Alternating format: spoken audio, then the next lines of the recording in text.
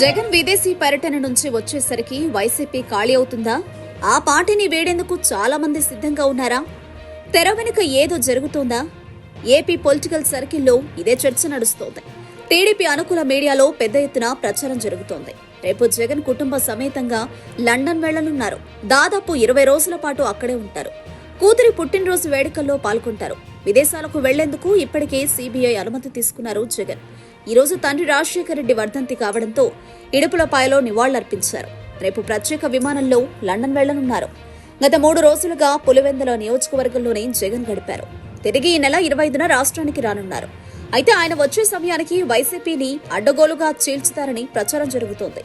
సాధారణంగా అధికారంలో ఉన్న పార్టీల అధినేతలు, ముఖ్యమంత్రులు విదేశాలకు వెళ్లే సమయంలో ఆ పార్టీని అడ్డగోలుగా చీల్చడం చూశాం. అధికారాన్ని హస్తగతం చేసుకోవడం చూశాం. అయితే ఇప్పుడు వైసీపీ బలగాన్ని తీసుకునే ప్రయత్నం చేస్తారని జోరుగా ప్రచారం సాగుతోంది. అయితే అది ఎంతవరకు సాధ్యమా అన్నది తెలియాల్సి ఉంది. ఇప్పటికే వైసీపీ నుంచి జంపింగ్లు ప్రారంభమయ్యాయి. ఆ పార్టీకి చెందిన రాజ్యసభ సభ్యులు మోపిదేవి వెంకటరమణ, బీదా మస్తాన్ రావు పార్టీకి గుడ్ బై చెప్పారు. రాజ్యసభ పదవులకు రాజీనామా చేశారు. మరో ఎంపీ చేరేందుకు సిద్ధంగా ఉన్నారు. మరొకరి పేరు ప్రముఖంగా వినిపిస్తోంది. మరో 7 మాత్రం తాము జగన్ వెంటే ఉంటామని తేల్చి చెబుతున్నారు. వారిలో ఒకరిద్దరు తప్ప అంతా వైసీపీకి వీర విధేయులే కావడం గమనార్హం. అయితే పరిస్థితులకు తగ్గట్టు చాలా మంది నేతలు మారుతారు.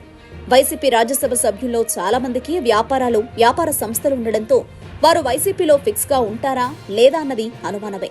ఈ క్రమంలోనే చంద్రబాబు తన కుట్రలకు తెరతీశారని, వైసీపీ ఎంపీలు, ఎమ్మెల్యేలను లాగేయాలని, నాడు ఎన్టీఆర్ ను ఎలాగైతే కూలదోశాడో అలాగే చీల్చుతాడని ఏపీ రాజకీయ వర్గాల్లో హాట్ టాపిక్ గా మారింది. మరి విదేశాలకు జగన్ వెళ్లాక వైసీపీ ఏమవుతుందోనన్న భయం వెంటాడుతోంది.